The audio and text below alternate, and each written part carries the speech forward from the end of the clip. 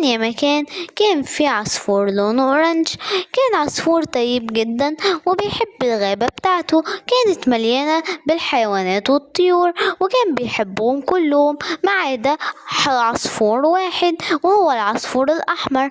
ما كانش بيحبه علشان هو كان مغرور ودايما بيحب نفسه وبس، ما بيحبش أي حد. انا بحبش العصفور الاحمر ده ابدا، لما باجي اطير الاقيه بيطير زيي، بيحب يقلدني في كل حاجه، وحتى باجي اطير الاقيه بيسبقني بسرعه. ليه كده؟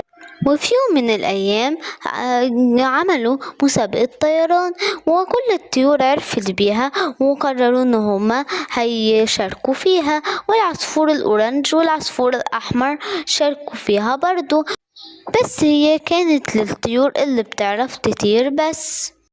انا لازم اتدرب كويس قوي على الطيران عشان اعرف اطير وابقى احسن واحد. وبقى العصفور الاورنج بيتدرب كل يوم على الطيران علشان يغلب كل الطيور ويبقى احسن واحد فيهم، وكان بيتدرب بالليل وكل الحيوانات نايمة والصبح وفي كل وقت. انا اتعب نفسي ليه؟ ما انا مشارك في المسابقة، بس ليه اتعب نفسي واقعد اطير زي العصفور الاورنج وبقية العصافير؟ ليه اعمل كده؟ انا هرتاح في العش بتاعي وهنام براحتي لحد ما الاسبوع يخلص وهيجي موعد المسابقة وهفضل مرتاح على طول، لكن هم هيتعبوا نفسهم وهيفضلوا طول النهار يتدربوا ومش هيعرفوا يطيروا اصلا من التعب. لكن انا هفضل هنا في العش بتاعي وهرتاح براحتي واكل واشرب وانا سعيد ومبسوط، لكن هم يبقوا تعبانين ها وهبقى احسن واحد فيهم.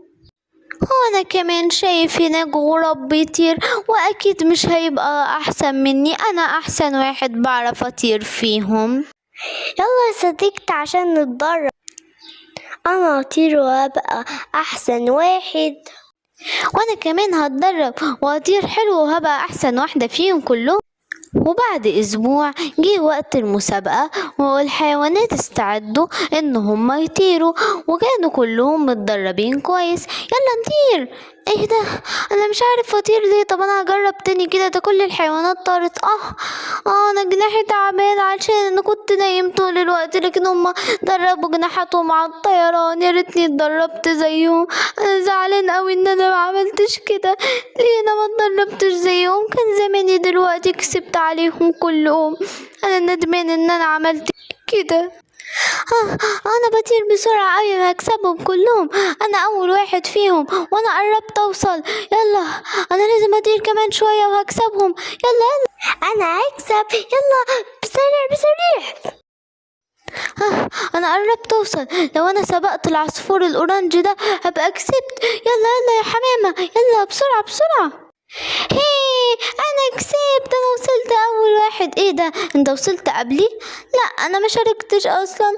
ليه انا خسرت؟ وانا عشان انا ما اتدربتش، انا قلت ان انا هكسب وهعرف اطير احسن واحد عشان انا مغرور، لكن لو انا كنت اتدربت زيكم كان زماني بقيت احسن واحد فعلا، لكن انا ما عرفتش اطير اصلا عشان جناحي كان مش متعود على الطيران زيكم، وانا من النهارده ما عدتش هبقى متكبر او اي حاجه. اصدقائي إن عجبكم الفيديو متنسوش تعملوا لايك للفيديو واشوفكم ومع السلامة.